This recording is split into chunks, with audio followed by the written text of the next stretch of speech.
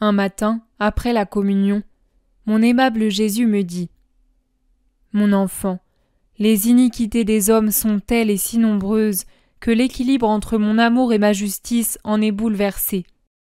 La prépondérance des forces du mal m'astreint à faire venir sur les hommes une violente guerre par laquelle j'infligerai une destruction sans précédent de chair humaine. » Puis, tout en larmes, il ajouta : « Oh oui, je leur ai donné des corps pour être des sanctuaires dans lesquels je comptais me réjouir. Plutôt, ils en ont fait de putrides fosses sceptiques, et leur puanteur est si grande que j'ai été forcé de m'éloigner d'eux. Ce sont là, mon enfant, les remerciements que je reçois pour tant d'amour et tant de souffrances endurées pour eux. Qui d'autre que moi les a bénis aussi abondamment et a tant retardé leur juste châtiment ? Personne n'a été comme moi. Et quelle est la cause de leur si grande perversion ? Ce n'est rien d'autre, mon enfant, que les biens excessifs que je leur ai donnés. Maintenant, je vais leur enseigner la manière de revenir à leur devoir par les plus dures punitions. » À la suite de ces propos de Jésus, mon cœur était inondé d'amertume à la pensée qu'un Dieu si bon pouvait être aussi bafoué par l'ingratitude des hommes. Et qui pourrait aussi dire quelle était ma souffrance quand je pensais à ceux qui allaient être punis par le fléau de la guerre. Pour eux, j'éprouvais un grand désir de souffrir plutôt que de les voir livrés à ces terribles châtiments. Et j'essayai d'apaiser le Seigneur par toutes sortes de supplications. Et je lui dis : « Ô Saint Époux, épargne-leur ce fléau de ta justice. Si leurs iniquités sont aussi grandes que tu dis, il y a encore l'immense mer de ton sang dans laquelle tu peux les plonger. Ainsi ils pourront en ressortir purifiés et ta justice sera satisfaite. Et je te le dis pour toujours, si tu ne trouves pas d'endroit que tu aimes, viens vers moi quand tu le désires. Je t'offre mon cœur, afin qu'en lui tu puisses trouver le repos et la joie. Même si mon cœur est un cloaque de péchés et de défauts, avec l'aide de ta grâce si efficace, je suis disposé à le purifier et à le faire devenir comme tu le veux. Ô mon bien, sois apaisé, et s'il est nécessaire et utile, je t'offre le sacrifice de ma vie. Je le ferai volontiers si je peux voir ton image surgir de ce dur fléau. » Me coupant la parole nette, Jésus me dit : « Enfant bien-aimé, si tu veux volontairement t'offrir pour souffrir, pas sporadiquement comme par le passé, mais continuellement, j'épargnerai sûrement les hommes. Sais-tu comment je ferai ?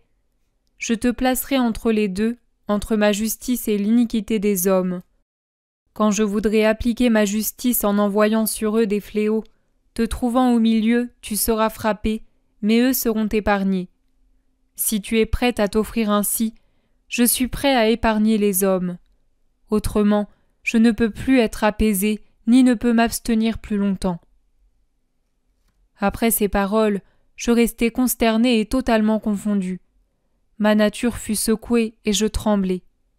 Mais voyant que Jésus attendait un oui ou un non, je dis en me forçant pour parler : « Ô mon divin époux, je suis prête à faire tous les sacrifices que tu voudras, mais compte tenu de mon expérience passée, comment nous y prendre avec le confesseur qui, quand il vient de temps en temps, demande que je ne m'offre pas pour des souffrances sans avoir au préalable son consentement ?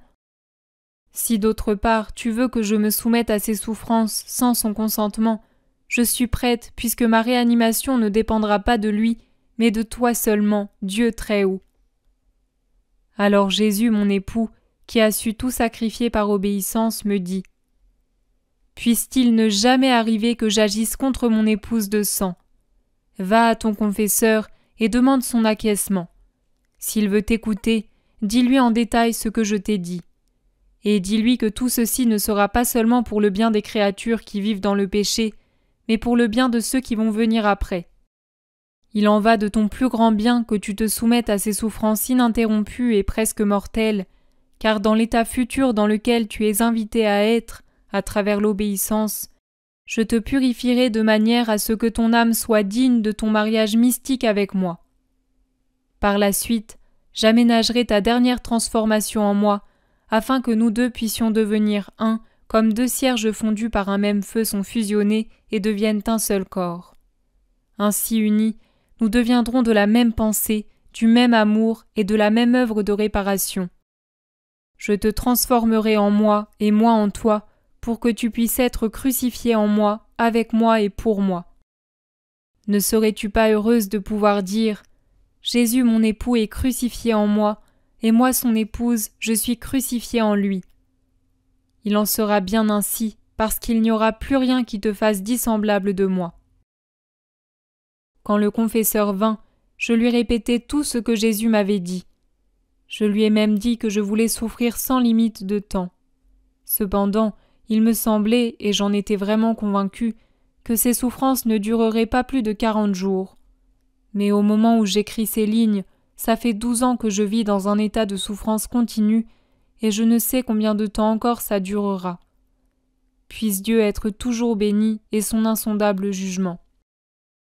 Il me reste à dire que si j'avais compris que j'aurais à passer mon temps continuellement au lit, peut-être que je ne me serais pas aisément soumise au rôle de victime perpétuelle.